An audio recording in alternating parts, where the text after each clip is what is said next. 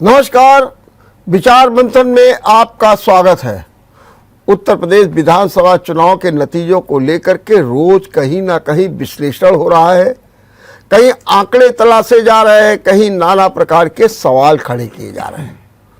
पार्टियां भी अपने स्तर से महामंथन कर रही हैं। आज कांग्रेस में भी प्रियंका गांधी दिल्ली में विचार विमर्श कर रही हैं और सपा ने आज एक दावा किया कि अगर पोस्टल बैलेट के हिसाब से देखा जाए तो उन्हें 51.5% वोट मिला है और इस तरीके से वो 304 सीटें जीतते नजर आ रहे हैं।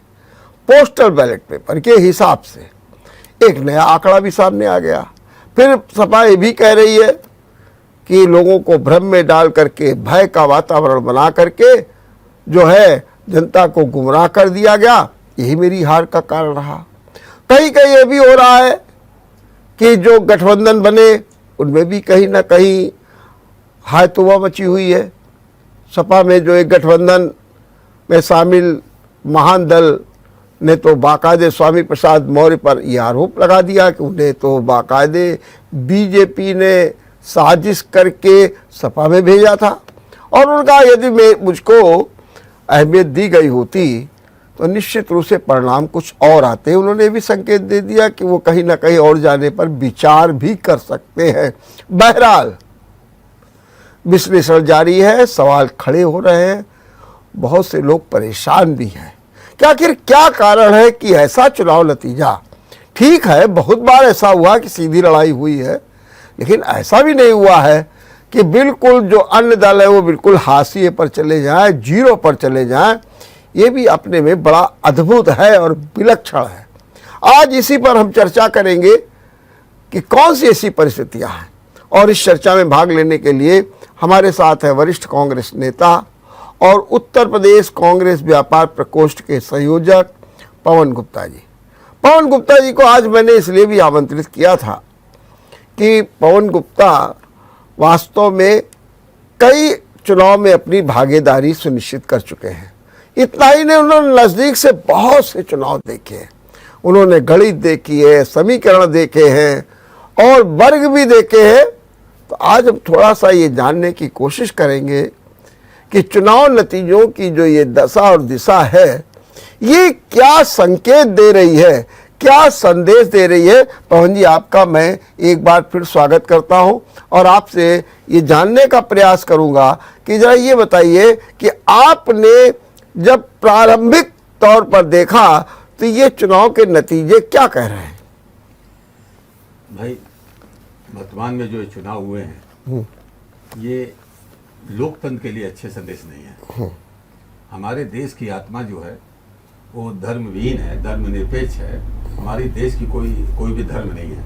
व्यक्ति स्वतंत्र है अपने धर्म को अपनाने के लिए, हमारे संविधान में है, मगर देश का कोई धर्म नहीं है। यहाँ हिंदू, मुस्लिम, सिख, ईसाई कोई भी धर्म है वो सब समानता के साथ अपना जीवन यापन कर सकते हैं, अपने जीवन में रह सकते हैं। इस लोकतंत्र के साथ जो चुनाव हुआ, वर्तमान चुनाव धर्म और जाति के आधार पर हुआ।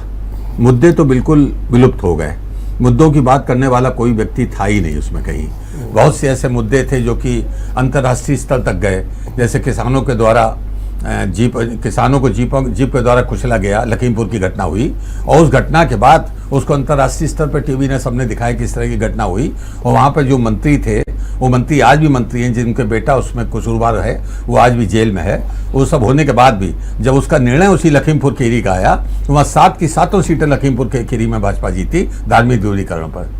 तो जब देश में धार्मिक ध्रुवीकरण के नाम पर वोट होगा और वोट सीधे दो पार्टियों में सीधे चुनाव हो गया, त्रिकोणीय और चतुर्कोणीय तो चुनाव हुआ ही नहीं, जो हमारे देश की एक परंपरा थी। एक इसी तरह चुनाव अभी तक होते रहे हैं, मगर इस बार ये चुनाव बिल्कुल नहीं देखे। सीधे हिंदू वर्सेज मुस्लिम हो गया। एक दल के साथ मुस्लिम, यादव और थोड़े से बैकवर्ड, और दूसरा पूरा हिंदू चला गया बीजेपी के साथ। जो कांग्रेस पार्टी का परंपरागत वोट था, जो कोई ऐसे, मैं दूर की बात न करके कानपुर नगर की बात करूं, कानपुर नगर की कोई विधानसभा नहीं थी जहां 15-20 हज़ार वोट कांग्रेस का परंपरागत ना हो। कुछ भी हो, कैंडिडेट कैसा भी हो, अच्छा हो खराब हो, मगर 15-20 हज़ार वोट उसको मिल जाता था। और जबकि गोविंद नगर और किदवई नगर में 40,000 और 60,000 वोट मिलना निश्चित था। इस बार वो भी वोट घट गया। आज जो 15,000 20,000 था वो 3,500 पे आ गया। हमारे जो परंपरागत वोट हैं वो हिंदू में चले गए, मुस्लिम में चले गए, कांग्रेस अपनी जगह खड़ी है।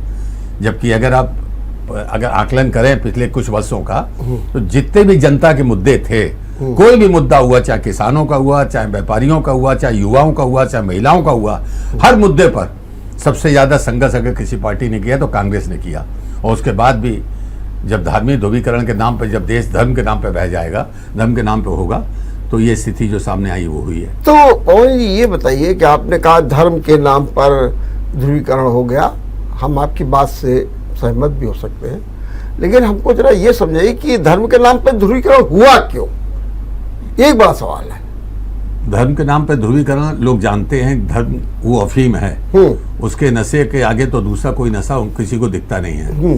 भारतीय जनता पार्टी ने बहुत कोशिश की, शुरू से उन्होंने धर्म के नाम पे चुनाव लड़ने की, राजनीति करने की, पार्टी को आगे बढ़ाने की। 92 के जब ये 6-9 दिसंबर की घटना हुई बाबरी मस्जिद गिराने की, उस समय बाबर ये समझते थे कि इनकी सरकार आ जाएगी, जबकि इनकी सरकार यहाँ प्रदेश में थी, कल्याण सिंह मुख्यमंत्री थे, इन्होंने सरकार गिराई। उस समय भी धर्म के नाम पे ध्रुवीकरण नहीं हुआ। 93 में जो सरकार बनी उस घटना के बाद, वो बसपा और सपा की कंबाइंड सरकार बनी, भाजपा की सरकार नहीं बनी। मगर उसके बाद लगातार चलता रहा, इनकी सीटें बढ़ती गई और फिर अटल जी प्राइम मिनिस्टर हो गए, और प्राइम मिनिस्टर होने के बाद फिर कांग्रेस आई, 10 साल रहा। मगर 2014 में धार्मिक ध्रुवीकरण के लिए एक कटु सत्य है कि गोधरा की जो घटना हुई, गोधरा की घटना में जो 59 हमारे हिंदू मारे गए ट्रेन में, निश्चित रूप से बहुत विवश हो गए, दयनीय घटना थी, दुर्भाग्यपूर्ण थी। मगर उस घटना की जो प्रतिक्रिया एज ए मुख्यमंत्री हमारे नरेंद्र मोदी जी ने दी, और जो 2000 मुस्लिम को उन्होंने मरवा दिया, जो निरपराध थे, उन्होंने कोई अपराध नहीं किया था। ठीक है, जिन लोगों ने किया था उनको सजा होनी चाहिए, व्यक्ति सजा होनी चाहिए।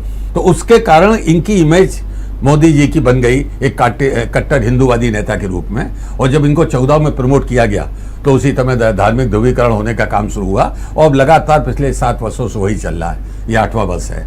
लेकिन एक आम आदमी की एक मानसिकता भी विकसित कर गई है। मैं जब लोगों से मिलता हूँ, अभी भी मैं एक बड़े समाजवादी से मिल रहा था, उन्होंने कहा भैया अब राष्ट्र के आगे तो कुछ नहीं है, और राष्ट्र है तो सब कुछ है, और भाई अब हम थोड़ा महंगाई भी सह लेंगे, हम थोड़ी समस्याएं भी सह लेंगे, लेकिन हम राष्ट्र के लिए सब कुछ करने को तैयार है। और उन्होंने राष्ट्र का मुद्दा इतनी तेजी के साथ बताया कि जिसको सुनकर के हम भी बड़े अवाक रह गए। तो क्या आपको नहीं लगता कि एक बार जो है राष्ट्रीय चेतना ऐसी जागृत हुई, राष्ट्रवाद इस तरीके से जागृत हुआ, सांस्कृतिकवाद इस तरीके से जागृत हुआ कि जिसे आप धर्म का ध्रुवीकरण बता रहे हैं?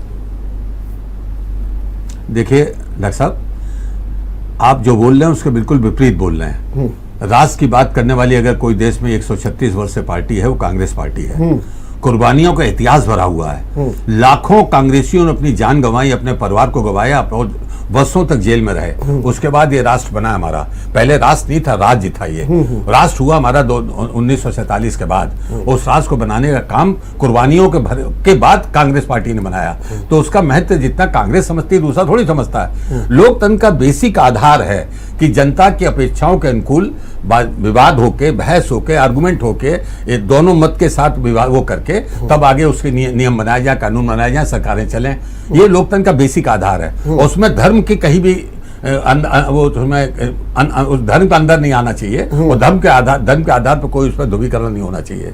ये तो उल्टी बात है। अगर राष्ट्र को आगे बढ़ाना है तो हमारा देश का लोकतंत्र मजबूत होना चाहिए। लोकतंत्र जब मजबूत होगा जब जनता की अपेक्षाओं के अनुरूप, मुद्दों के अनुरूप हमारा राष्ट्र चलेगा, तब जाके धर्म हमारा राष्ट्र मजबूत होगा। उल्टी बात कर रहे हैं हम। तो खुद कह रहे हैं कि राष्ट्र को आगे बढ़ाने के लिए जब तक धर्म की राजनीति नहीं हटेगी तब तक राष्ट्र आगे नहीं बढ़ेगा, धर्म उलझा रहेगा। लेकिन मैं तो आपको जनता की एक मानसिकता का मैंने एक उदाहरण दिया है। मैं एक सवाल और आपसे पूछता हूँ, क्या वो राष्ट्र है जिसमें भ्रष्टाचार बहुत बड़े पैमाने पर है? क्या वो राष्ट्र है जहाँ परिवारवाद बहुत बड़े पैमाने पर है? क्या वो राष्ट्र है जिसमें माफियावाद है?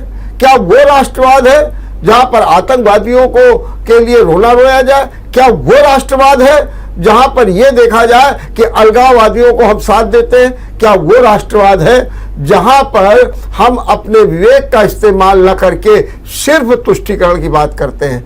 अगर ये राष्ट्रवाद है या एक स्वच्छ और स्वस्थ राष्ट्र है जिसमें ईमानदारी है, जिसमें संस्कृति है, जिसमें सांस्कृतिक धरोहर है, जिसमें जो है लोगों के जुड़ाव का प्रश्न है, और जहां पर वो भी है जहां पर भूख को शांत करने का मुफ्त राशन भी है, लाभार्थी भी है, गरीबों की चिंता भी है, गांव की भी चिंता है और किसानों की चिंता। ये दो फर्क है। अब आप बताइए क्या कहेंगे। आपने एक साथ 3-4 प्रश्न उठा दिए जी, मगर मैं एक एक करके जवाब देता हूँ। देखिए, अगर आप भ्रष्टाचार की बात करें तो आप ये समझ रहे हैं कि भ्रष्टाचार कहीं कम हुआ है।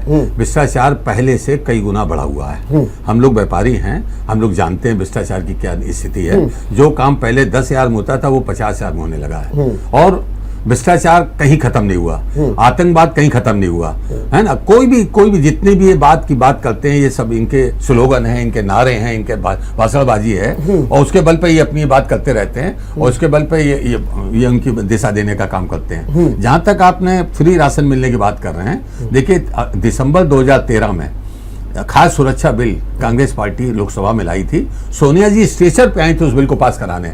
अगर 100 वर्ष बाद अगर हमारे लोकतंत्र का इतिहास अगर लिखा जाएगा तो सबसे टॉप पे अगर कोई कानून लिखा जाएगा तो खाद्य सुरक्षा बिल लिखा जाएगा। 1 रुपए में गेहूं, 2 रुपए में चावल, ये उन्होंने पास कराया था। वो कानून पास हो चुका, देश में लागू है।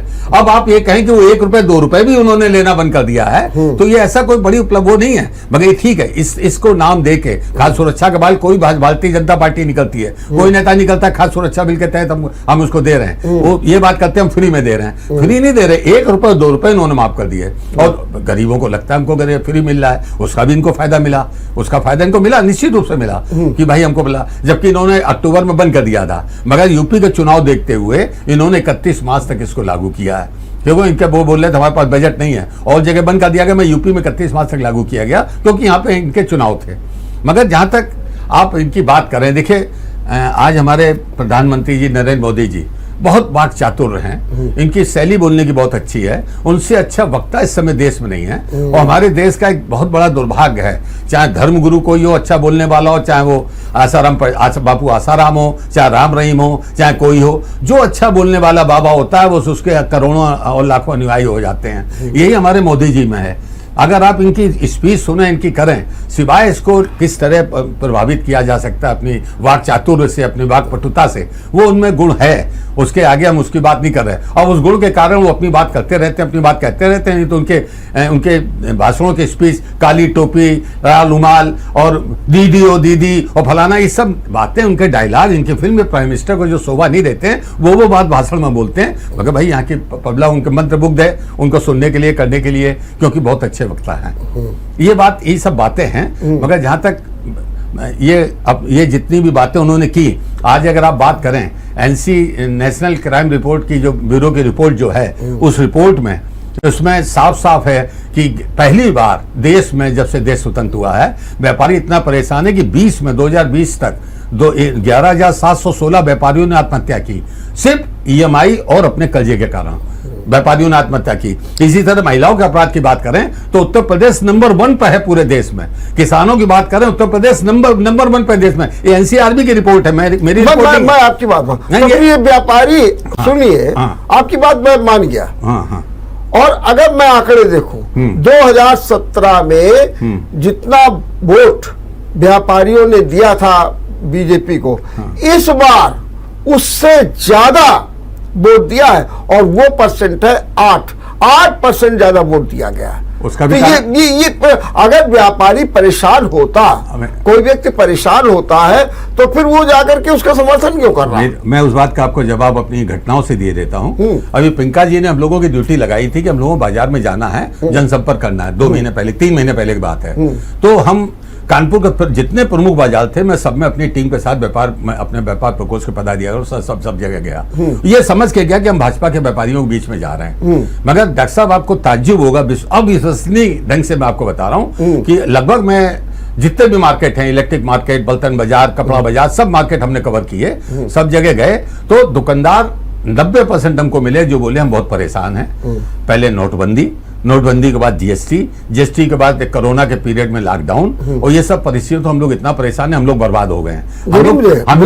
हम लोग बीजेपी से परेशान हैं। लेकिन राष्ट्र के नाम पर वोट दिए दिया, राष्ट्र के नाम पर दे दिया। मानवत मेरी बात तो सुन ले, मेरी बात। हाँ, आपकी बात का जवाब दे रहे हैं। तो उन्होंने कहा कि हम उससे परेशान है बहुत है, मगर हमको विकल्प नहीं दिख रहा। कांग्रेस विकल्प में नहीं दिख रही है, और हमको अब सापा बसपा जो सामने है, बसपा को बोले वो हमारे यहाँ कोई मतलब ही नहीं उसका, और सापा गुंडों की पार्टी है, हम उसको देना नहीं चाहते। कांग्रेस विकल्प में दिख नहीं रही, अगर कांग्रेस विकल्प में दिखे तो हम आपको दे देंगे। मगर जब चुनाव हुआ, उनको सापा को देना नहीं था, बसपा को देना नहीं था, और जब धार्मिक ध्रुवीकरण हो गया तो उन्होंने देखा कांग्रेस भी विकल्प में नहीं है, वो वापस भाजपा में चले गए। ये हुआ। लेकिन तो फिर ये बात तो फिर आप मान ही लीजिए क्या कि आम जन में इस बात का मैसेज तो चला गया कि सपा गुंडों की पार्टी, हाँ। माफिया, हाँ। और हम अगर ये फिर से आ गए, हाँ। तो फिर वही गुंडा राज, फिर वही रंगदारी।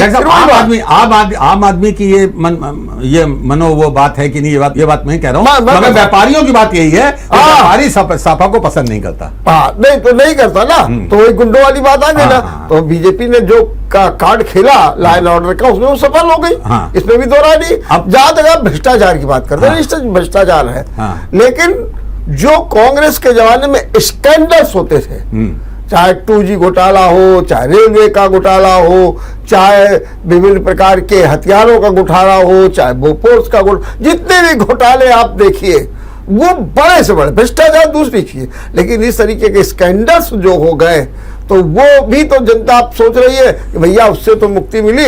ईमानदार जो है, जो हमारे प्रधानमंत्री, और ईमानदार हमारे मुख्यमंत्री, ये सीधे लोग मान रहे हैं। यही तो बात मैं आपसे कहना चाहता हूँ। यही तो दुर्भाग्य हम सबका, कि यही मैं आपको बताना चाहता हूँ। ये तो आपको इस चुनाव में जो खर्चे किए गए हैं, चुनाव में जो चंदा आया है, चुनाव में जो उगाई हुई है, और जिस तरह से भारतीय जनता पार्टी ने खर्च किया और अन्य पार्टियों ने खर्च किया, वो इस बात का घोतक है, प्रतीक है इस बात का कि कितना पैसा नंबर 2 में कितना क्या आ रहा है और कितने वसूली हो रही है। मैं उससे पहले आपने एक बात भ्रष्टाचार पे कांग्रेस पार्टी के शासन में कही।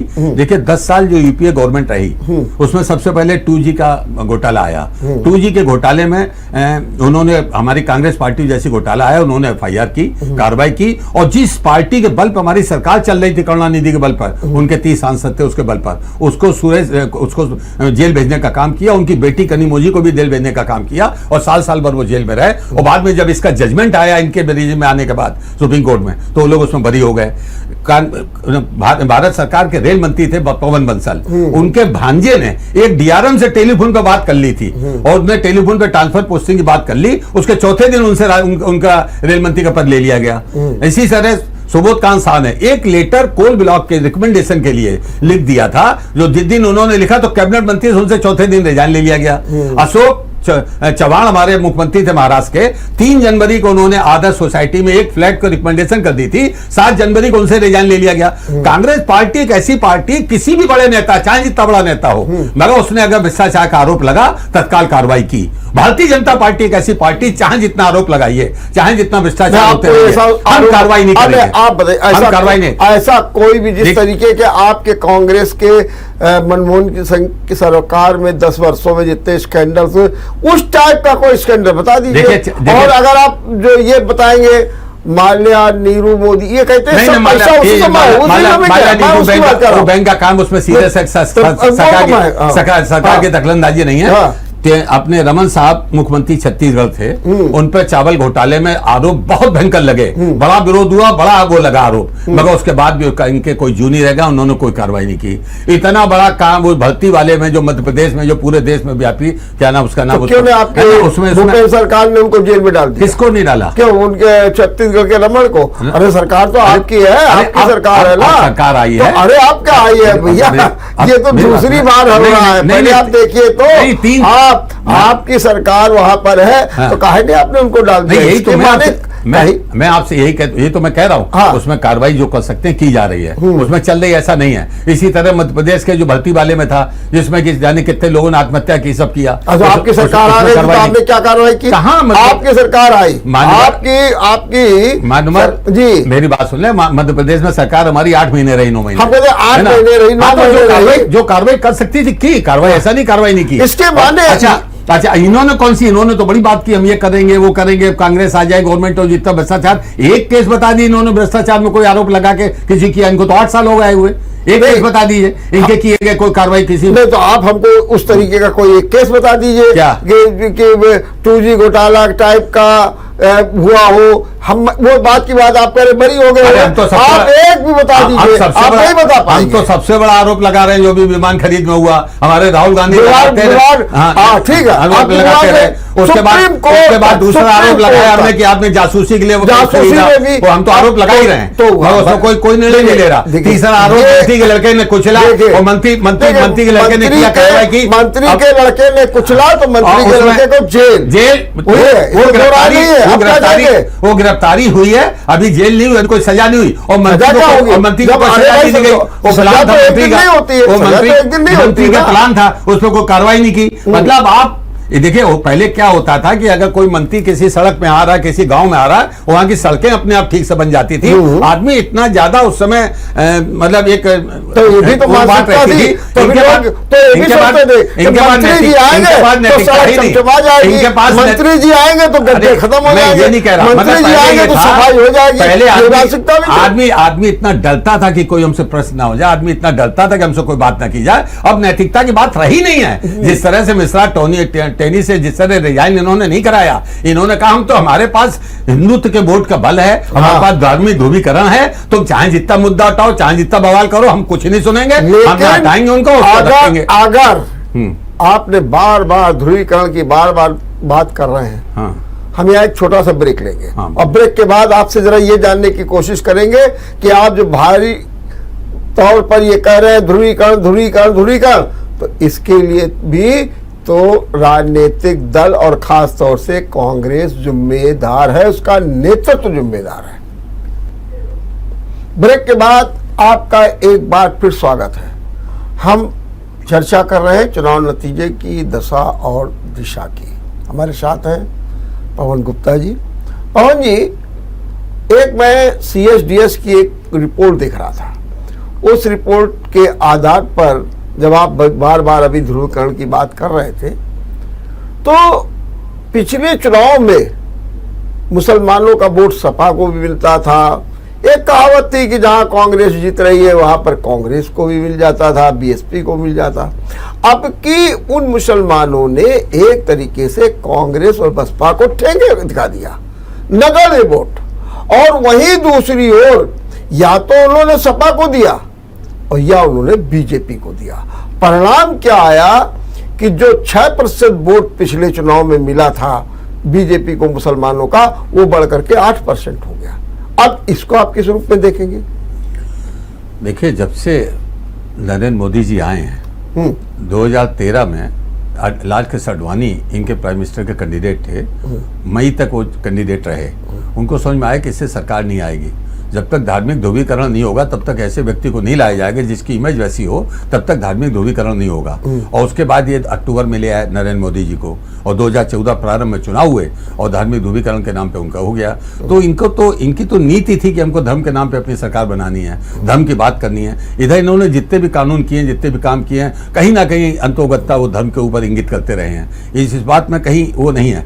आप कहीं कहें कि इसमें तुष्टीकरण की अगर आप बात करें, तो आप एक बात समझे, हम एक अकेली कांग्रेस पार्टी है जो लोकतंत्र के आधार पर एक ही सूत्र में सबको पिरो के चलने का काम करती है, और उसमें चाहे वो हिंदू हो, चाहे मुस्लिम हो, चाहे सिख हो, चाहे ईसाई हो, सबको साथ लेकर चलने का काम करती है। अब अगर कोई उसमें उस जो नियम कायदे बनाए जा रहे हैं उसमें अगर मुस्लिम को फायदा मिल रहा है या हिंदू को फायदा मिल रहा है, सिख को फायदा मिल रहा है, उसको आप तुष्टीकरण कहेंगे तो तुष्टीकरण। अगर इसके बाद हम ये मान लें कि जो मोदी ने नारा दिया है सबका साथ, सबका विकास, सबका विश्वास, उसमें कहीं ना कहीं मुसलमानों को भी फायदा हुआ और उन्होंने बीजेपी को वोट दिया ना। हाँ, ये तो 2% वोट कहाँ से आ गया? ये बढ़ा हुआ वोट 8% कहाँ से आ गया? ये जो आंकड़े देने वाले लोग हैं, हाँ, वो सब फर्जी हैं। अच्छा, हाँ, मतलब इसको तो किसी कीमत तो मानने तैयार नहीं, तो फिर क्या, फिर कहाँ वोट चला गया? ये वोट सीधे एक बात हुआ क्या कि बीजेपी की रणनीति थी। हाँ। पहले इन्होंने 3 महीने पहले इन्होंने कहा, बाकायदे सभी अखबारों ने छापा, सभी टीवी चैनल ने दिखाया कि एक काम करिए, सिर्फ धर्म की पिच पे खिलाइए सभी दलों को, धर्म की पिच पे चुनाव होना चाहिए। अच्छा, उसके बाद जब धर्म की पिच पे नहीं आ पाई कांग्रेस और नहीं आ पाई तो उन्होंने कहा तो एक काम करो कि अब सापा को सीधे इंगित करो। इन्होंने कांग्रेस और बसपा को छोड़ दिया और सीधे चढ़ाई सापा पे करो। जब सापा पे सीधे करेंगे और तब ध्रुवीकरण होगा। उन्होंने मुस्लिम वोट उधर करा दिया, हिंदू वोट इधर कर लिया, ध्रुवीकरण करा दिया। ये इनकी प्लानिंग और नियत के साथ इन्होंने किया और इसी में इन्होंने धार्मिक ध्रुवीकरण किया। अगर ये कांग्रेस को भी साथ लेकर आप आरोप लगाते, आक्रमण करते और बसपा को लेकर करते अगर आरोप, नहीं तो देख लिया ना कि कांग्रेस की कोई हैसियत नहीं है, कोई हैसियत नहीं। आज ये देखिए, ये जो आज स्थितियां बनी हुई है देश में, जैसा आप कह रहे हैं, नहीं तो उसके लिए कांग्रेस नेतृत्व नहीं जिम्मेदार। आप अगर ये ध्रुवीकरण अगर मुस्लिम वोटों का, हिंदू वोटों का नहीं होता तो क्या कांग्रेस की स्थिति होती? नहीं होती। ये इनको पहले से कहां से मालूम था? मगर इन्होंने प्लान करके इनकी रणनीति थी, चुनाव की रणनीति थी कि इसको सापा पे सीधे चढ़ाई करो और वोटों को खुली नीति थी। वो तो 80-20 की बात कर रही रहे थे।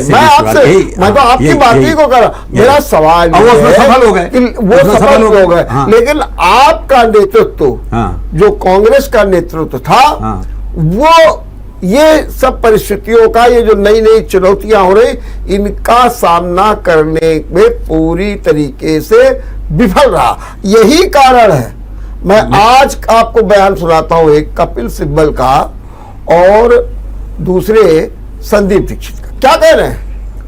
गांधी परिवार को बाहर का रास्ता देख लेना चाहिए। इतना ही नहीं, 90% जो प्रभारी बने हुए हैं इनको भी बाहर का रास्ता दिखा देना चाहिए। अब गांधी परिवार मुक्त कांग्रेस चले और वो नई चुनौतियों का सामना करे, तभी भला हो सकता है। बल्कि एक बात मैं और इस जगह कोट किए देता हूं आपको। आपके नेता राहुल गांधी ने स्वयं स्वीकार किया है कि आप पुराने तौर तरीके से चुनाव नहीं लड़ा जा सकता, मुकाबला नहीं किया जा सकता, अब नई सोच। ये आज आप जाग रहे हैं। जब 2-2, 3-3, 4-4 इलेक्शन हो गए तो क्या निश्चित रूप से कांग्रेस नेतृत्व पूरी तरीके से फेल नहीं रहा ना?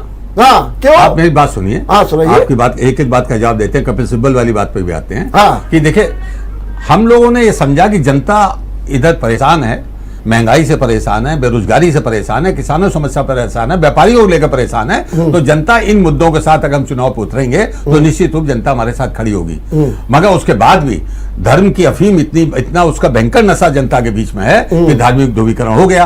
तो जब ये 3-3, 4-4 चुनाव निकल गए हैं तो उसके बाद ये सोचना पड़ रहा है कि इन लोगों से जो धार्मिक ध्रुवीकरण के नाम पे चुनाव लड़ना चाहते हैं उनसे कैसे लड़ा जाए। उसके लिए नए ढंग से हम लोगों को पार्टी को चलाना होगा, करना होगा। ये बात उसके लिए हो रही है। ये उन्होंने नहीं कहा कि पार्टी को बदल देंगे, पार्टी को कहीं कर देंगे, क्योंकि एक अकेली पार्टी कांग्रेस पार्टी है जो सिर्फ मुद्दों पर बात करती है, मुद्दों पर लड़ना चाहती है और जनता की बात करती है, जनता के मुद्दों को उठाती है। अकेली पार्टी है। बाकी लोग धार्मिक और जात के नाम पे वो कर रहे हैं। कोई अपनी नहीं बसपा अपने जाटो वोटों को और नीचे एससी वोटों के बल पर कर रहा है, ये अपने यादव मुस्लिम वोटों पर कर रहे हैं, वो अपने सवर्ण वोटों पर कर रहे हैं। सबकी राजनीति यही है। उनको मालूम है कि मुद्दे कुछ है ही नहीं दुनिया में, इसमें हमारे देश के चुनाव में इनके साथ आगे बढ़े। रही आपने कपिल सिब्बल की बात करी है, 2004 से 2014 तक कपिल सिब्बल टॉप के जो 5 मंत्री थे भारत सरकार के, उनमें रहे, है ना। जब 2014 में सरकार चली गई तो जितने भी हमारे कांग्रेस के बड़े लीडर थे जो इस समय G23 के मेंबर बने हुए हैं, उसमें बने हुए, ये सब अपने अपने काम में लग गए। आज सुप्रीम कोर्ट में सबसे ज्यादा व्यस्त अगर कोई वकील है, 8 केस प्रतिदिन का एवरेज है तो कपिल सिब्बल का है।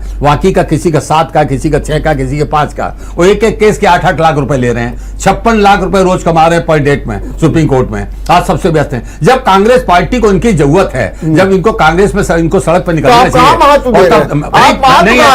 मेरी बात सुना, जो काम करेगा, जो जनता में उतरेगा। देखिए, मैं पागलपन के साथ काम करता हूं कांग्रेस का।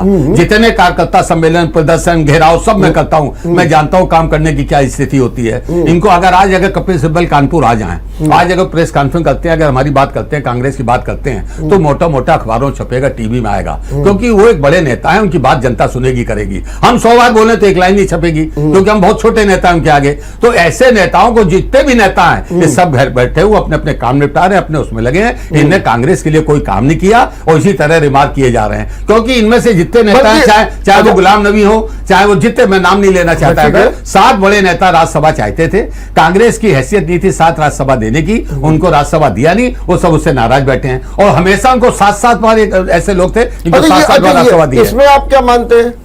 क्या आज उत्तराखंड की स्थिति क्या है? घमासान मचा हुआ। हरीश रावत का एक बयान आया, बेचारे बड़े व्यथित हैं, दुखी है। क्या कह रहे हैं? उनके ऊपर आरोप ये लग गया कि वो ऐसे नेता हैं जिन्होंने टिकट बेच दिए, जिन्होंने पद बेच दिए। आज हरीश रावत कह रहे हैं मुझे कांग्रेस से निकाल दो, और कह रहे हैं जो ये होलिका आ रही है उसमें मेरा दहन कर दो, क्योंकि मेरे ऊपर इतने गंभीर आरोप। उधर पंजाब वाले कह रहे हैं हरीश रावत ने आकर के मटिया बेट कर दिया। पंजाब में आपकी जिस तरीके की राजनीति और रणनीति रही, वहां पर पंजाब में कांग्रेस ध्वस्त हो गई। चाहे आपने सिद्धू को जिस तरीके से देखा हो, चन्नी को जो है हो, लेकिन वहां से भी आपका सफाया हो गया। आप तो लगातार रसातल में जा रहे हैं और आपको कुछ दिखाई नहीं दे रहा। और आप जैसे लोग अभी भी नेतृत्व का गुणगान कर रहे हैं, गांधी परिवार का गुणगान कर रहे हैं। आप ये सोच नहीं रहे कि क्या करना चाहिए? क्या आप सच्चे कांग्रेसी नहीं है? मैं इसीलिए कर रहा हूं, मैं सच्चा कांग्रेसी हूं, सच्चा देशभक्त हूं और सच्चा लोकतंत्र को चाहने वाला व्यक्ति हूं देश का। मैं इसीलिए कर रहा हूं। अगर देश में लोकतंत्र की बात करने वाला अगर कोई नेता है तो राहुल गांधी है। इसलिए नहीं कि मैं कांग्रेसी हूं और इसलिए मुझे अपने नेता की महिमा मंडन करना है, ऐसा नहीं है। अगर लोकतंत्र की बात एक भी पॉइंट अगर आप उसकी बार बात कर लें, उठाने वाला वही नेता है। विपक्ष के दायित्व को निभाने का सबसे ज्यादा दायित्व अगर कोई निभा रहा है तो राहुल गांधी है। अगर जनता की बातों को सत्ता पक्ष के पास लाने वाला अगर कोई नेता है तो राहुल गांधी है। तो ये तो कहने वाली बात अलग है। अपने अपने जो लोग काम नहीं कर रहे हैं, जो घर बैठे हुए, उनको ये कमेंट करने का, उनको तो वो धिक्कार है ऐसे नेताओं को जो हमारी पार्टी में, जिन्हें 10 वर्ष पूरा मौज ली, पूरा आनंद लिया, पूरे अपने सत्ता का भोग किया और उसके बाद वहां कोर्ट में लगे हैं, कोई कहीं लगा, कोई कहीं लगा और इस तरह के कमेंट कर रहे हैं। जहां तक बात हमारे उत्तराखंड की है, निश्चित रूप से अगर किसी व्यक्ति पे आरोप गलत लगेंगे तो व्यतीत होगा, वो अपनी पीड़ा कहेगा। और उन्होंने सही कहा कि अगर इस तरह के आरोप लगेंगे, और इस तरह के आरोप लगाने जब सफलता जो है वो सबसे बड़ा वरदान है, असफलता सबसे बड़ा आपके लिए अभिशाप है। तो जब आप वहां पे हार गए तो दुनिया के आरोप गलत सलत लगेंगे, वो करेंगे। जहां तक आप पंजाब की बात कर रहे हैं, कांग्रेस पार्टी ने 3 बार जांच कराई थी चुनाव से 6 महीने पहले। उसमें लगातार तीनों जांचों में आए कि अमरिंदर की सरकार से जनता खुश नहीं है वहां पर, इसलिए उन्होंने अमरिंदर की सरकार हटाई। ठीक है, उसमें रावत की भी रिपोर्ट थी, उसमें दूसरी रिपोर्ट थी कि उन्होंने एक और अपनी टीम बना के भेजी थी, उसने भी ये रिपोर्ट दी कि अमरिंदर जी के हटाना जरूरी, उनकी सरकार चली आएगी। ठीक, अमरिंदर जी को हटाया, उसके बाद चन्नी बनाए गए। और ये हम इस बात से जो सहमत है कि सिद्धू ने सरकार को, व्यक्ति कांग्रेस को कायदे से काम नहीं करने दिया। सिद्धू जो हमारे यहाँ एक ऐसे व्यक्ति आ गए वहां पर, भैया भाजपा से आए, कहां से, कैसे आए, क्या है, मगर उन्होंने कांग्रेस को वहां पर नुकसान पहुंचाया। उन्होंने काम करने का कभी एक गति से काम होने का रास्ता नहीं बनने दिया। ये सबसे बड़े हमारे अवरोध है सिद्धू जी। मैं एक कांग्रेसी होकर मैं कह रहा हूं सिद्धू के लिए। तो इसके लिए आप अपने नेतृत्व को जिम्मेदार नहीं ठहराते जो सिद्धू को प्रोटेक्शन देते रहे? प्रदेश अध्यक्ष बना दिया, उनके कहने में सब कुछ कर दिया। नहीं, सिद्धू मुख्यमंत्री बनना चाहते थे, नहीं बनने दिया। कांग्रेस नेतृत्व को समझ में आया। देखिए, मैंने आपसे पहले कहा, जब आप कोई निर्णय लेते हैं, 10 निर्णय लेते हैं, तो उसमें 5 सफल होते हैं, 5 असफल होते हैं। उससे आप उसको निर्णय की, हमारी लेने की आप क्षमता को आप उसको चैलेंज नहीं कर सकते। वो गलत और सही राजनीति में होते ही रहते हैं, उसमें आप कहीं कुछ नहीं है। अब किसानों का किसान के आंदोलन में किसानों के लिए इतना आंदोलन हुआ, देश का, मेरे का, विश्व का सबसे बड़ा आंदोलन जो साल भर चला हुआ। उसके बाद उन्होंने, मोदी जी ने बिड्डा किया वो कि कह के हमसे गलती, हम नहीं समझ पाए इनकी भावनाओं को। तो ये तो राजनीतिक निर्णय हुआ क्या? आप पश्चिम में कुछ नहीं कर पाए। आप बड़ा बोल रहे थे कि किसान आंदोलन है, मैं इसके आधार पर सब ठन गोपाल हो गया।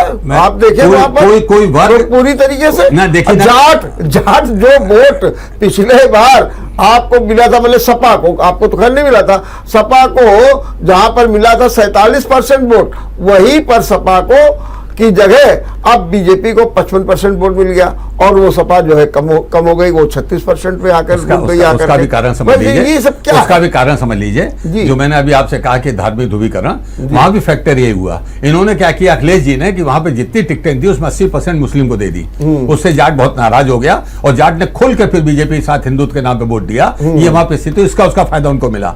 जहां तक बात आप कर रहे हैं, जब कोई वर्ग बच ही नहीं रहा इसमें जहां धार्मिक ध्रुवीकरण हो रहा है, देखिए हमने देखा हमारी कांग्रेस पार्टी पिंका जी को बाकायदे, मैंने भी व्यक्तिगत रूप से कहा कि हमारे पास कोई जात नहीं है, हमारे पास कोई धर्म नहीं है, हमारे पास जनता की लड़ाई और जनता के मुद्दे हैं, हम उसी पे लड़ रहे हैं। इससे कैसे हम लोग चुनाव जीतेंगे, क्या होगा, क्योंकि चुनाव सब वैसे जा रहे हैं। तो उन्होंने कहा कि हम उसका कर रहे हैं। एक उन्होंने दूसरा रास्ता निकाला कि जात नहीं, वर्ग पे जाएंगे। उन्होंने देखा आधी महिलाएं आधे पुरुष हैं देश में, महिलाओं की लड़ाई लड़ो, महिला की बात करो। और महिलाओं के लिए उन्होंने खूब सम्मेलन किए, उनकी बात की, लड़की लड़ सकती आंदोलन किया और पूरा किया। महिलाओं के लिए करके 40% टिकट का आरक्षण किया और जो कहा वो टिकट भी दी उन्होंने। 8% वोट घट करके 2% रह गया। मैं कहता रहा हूं, और वोट घट के जब यहाँ पे जब कोई वर्ग नहीं, कोई कैटेगरी नहीं, कुछ नहीं, जब 100% धार्मिक ध्रुवीकरण हो रहा है, कोई सुनना ही नहीं चाहता, मुद्दों सुनना ही नहीं चाहता, जनता की बात करना ही नहीं चाहता। क्या आप मान ले कि जो ये ध्रुवीकरण की राजनीति चल रही है, तो उसकी काट कांग्रेस के पास कुछ नहीं है?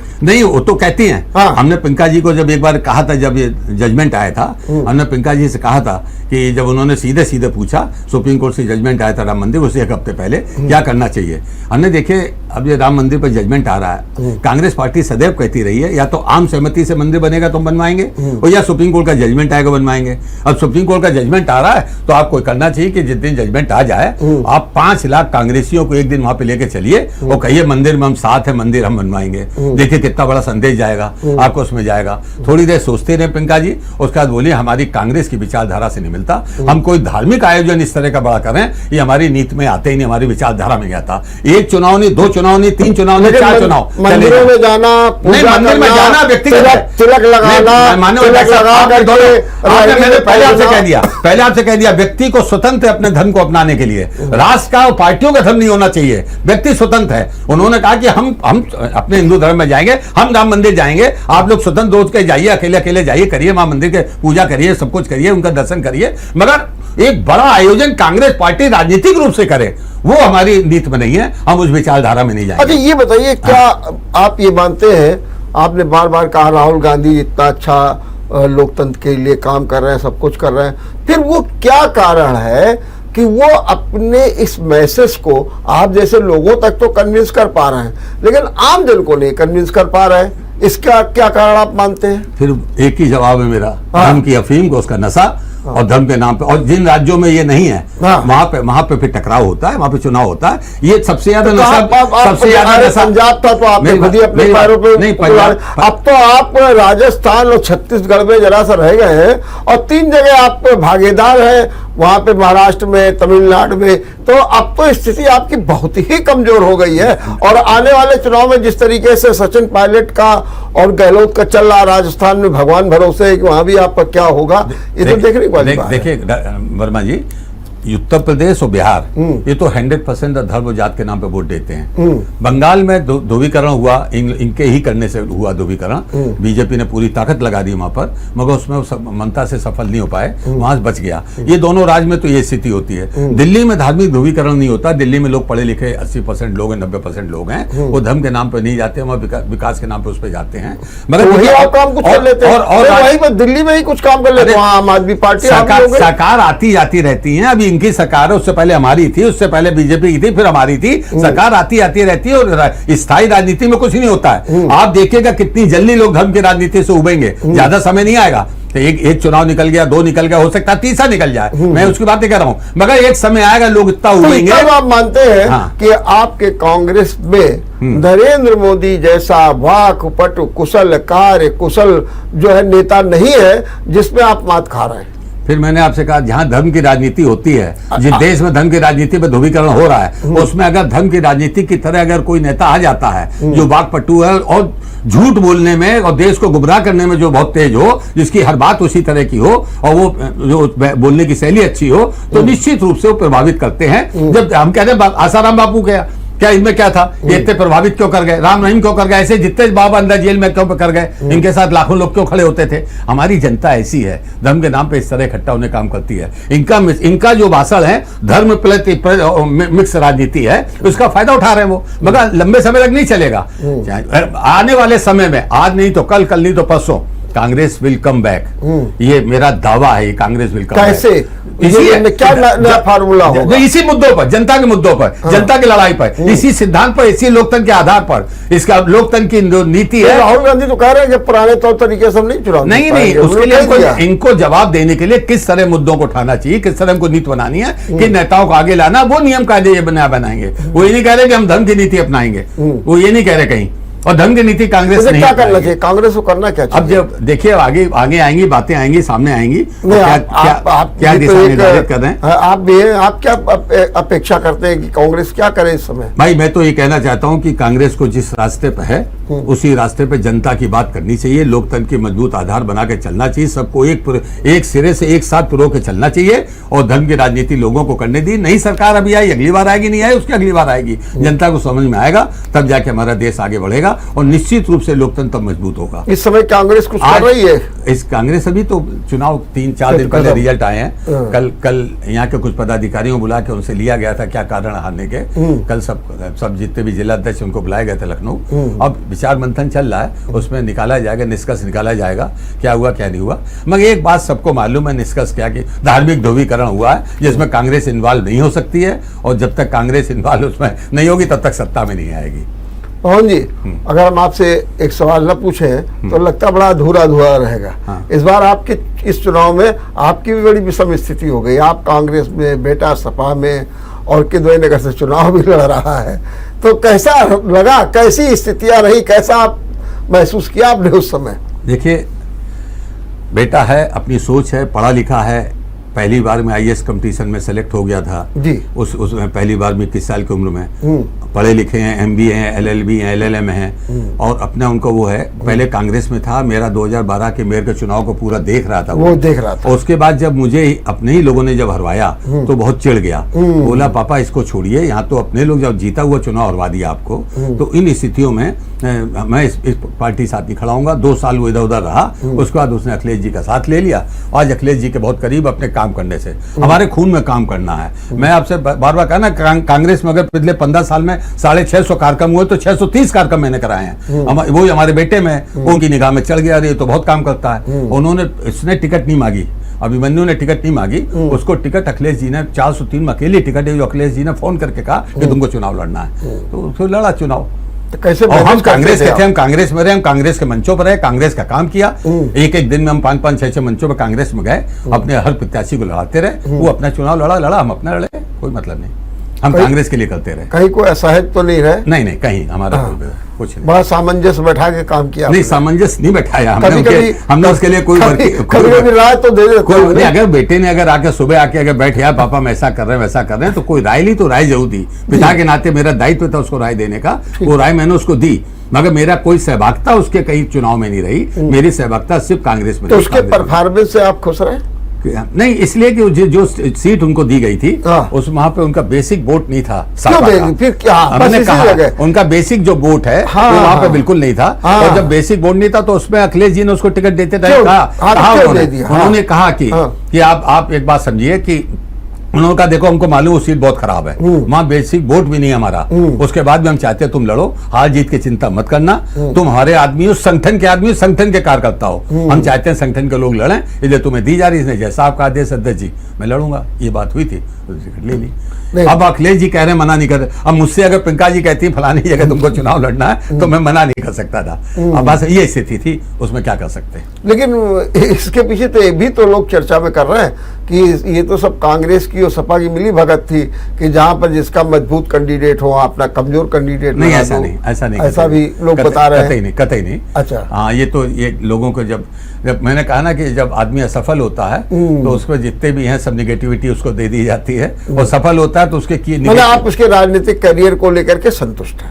नहीं, अब संतुष्ट है वो, उनका अपना निर्णय है, बड़े हैं, समझदार हैं जी। 2 बच्चों के पिता हैं तो उनको अपने निर्णय उनके अपने होने हैं। मगर मुझसे अगर राय लेते तो मैं राय उनको जरूर देता हूं। मैंने उनको राय दी थी जब उनको टिकट की बात आई थी, जब अखिलेश जी, हमने बेटा किसी तरह टल सके टले, मगर शाम को फिर अखिलेश जी का फोन आ गया, बोले आके सिंबल ले। अब इससे आगे बहुत बहुत धन्यवाद, बहुत बहुत धन्यवाद पवन जी। आज आपने बहुत अच्छे ढंग से अपनी बात रखी और बड़े अच्छा विश्लेषण भी किया, और निश्चित रूप से आपकी जो ये धारणा है कि ध्रुवीकरण हो गया और इस ध्रुवीकरण का मुकाबला कांग्रेस कैसे करेगी, ये आने वाला वक्त बताएगा। देखते रहिए विचार मंथन। नमस्कार। अगर आपको हमारा वीडियो पसंद आया हो तो हमें लाइक करें, सब्सक्राइब करें और ज्यादा से ज्यादा शेयर करें, और हाँ, बेल आइकॉन दबाना ना भूलें ताकि हर खबर का अपडेट आप तक पहुंचे तुरंत। आप हमें इंस्टा, ट्विटर और फेसबुक पर भी फॉलो कर सकते हैं। हमारी आईडी है @JMT News।